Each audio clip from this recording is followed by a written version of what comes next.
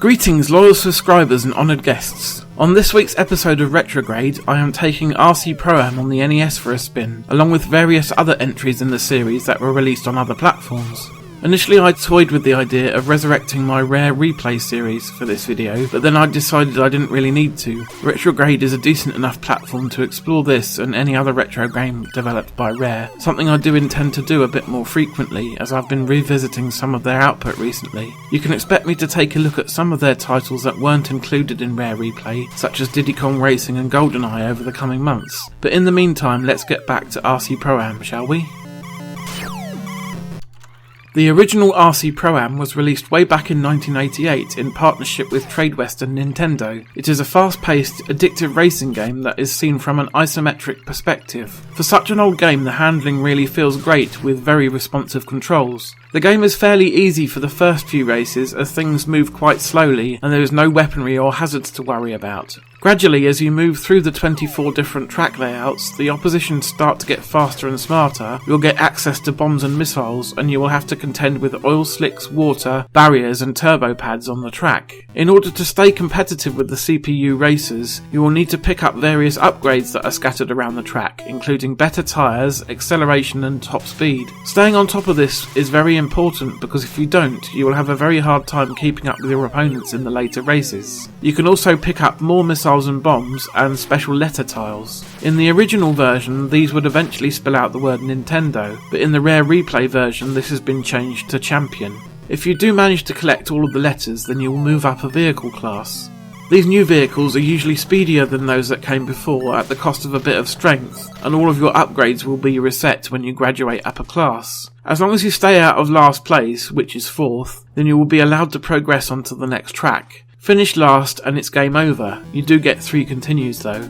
The overall goal is to work your way up to the best vehicle class and finish all the tracks, which is no easy task. RC Pro-Am is an impressive NES game that remains a lot of fun to play today. The difficulty can get a bit frustrating at times, but with practice you will get a lot better at it. Overall, I would say that it deserves a solid 4 RC cars out of 5. The next game in the series was Super RC Pro-Am, which from the title you would be forgiven for thinking that it was on the Super NES. It is in fact on the humble Game Boy instead.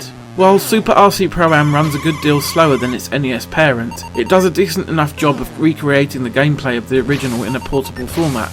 The tracks are all new layouts, which is nice, and the presentation is also quite slick, which is partially a side effect of the slower gameplay, but handheld versions of games were quite often easier because the target market was mainly children, for better or worse. I think if I had owned Super RC Pro-Am back in the time of its release, which was 1991, I would have been quite pleased with it and played it a lot. In the harsh light of 2019, its flaws are quite apparent and it's not a pretty thing to look at, especially blown up on the TV screen like this.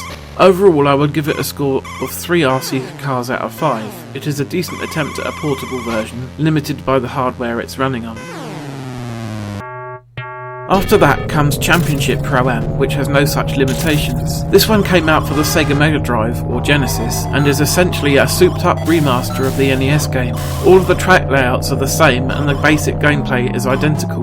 The only major changes are the addition of a 5th opponent and the enhanced visuals. They've taken the style of the NES game and used the extra power of the 16-bit Mega Drive to clean it up.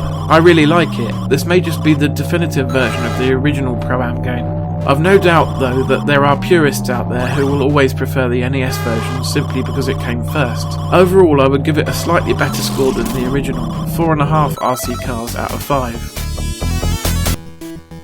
Finally, we come to the actual bona fide sequel, RC Pro-Am 2, which was released on the NES in 1992. The game retains the isometric viewpoint and feels fairly similar to Play, but there are a bunch of design changes that I feel make it the better game.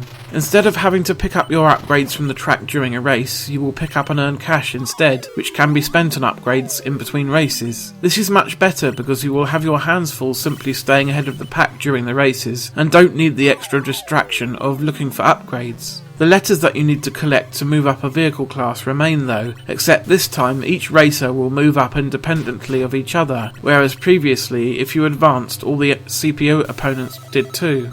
If your CPU rivals manage to collect all the letters before you do and advance, you will be at a serious disadvantage.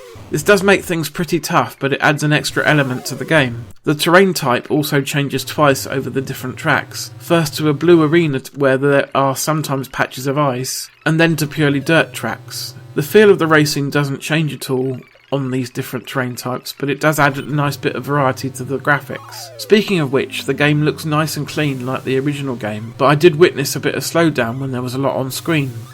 Overall, I'm going to award RC Pro-Am 2 the same score as Championship Pro-Am, 4.5 RC cars out of 5. The RC Pro-Am series is one that completely passed me by until I bought Rare Replay, and I have been having a lot of fun playing them ever since. I was already a fan of rock and roll racing, which in hindsight owes a lot to RC Pro-Am. It is essentially the same game, but with a sci-fi plot and a rock and roll soundtrack. Maybe I will take a look at it someday, as well as the similar Biker Mice from Mars game. For now though, we have reached the end of another episode of RetroGrade. I will be back with another in 2 weeks' time. In the meantime, take care.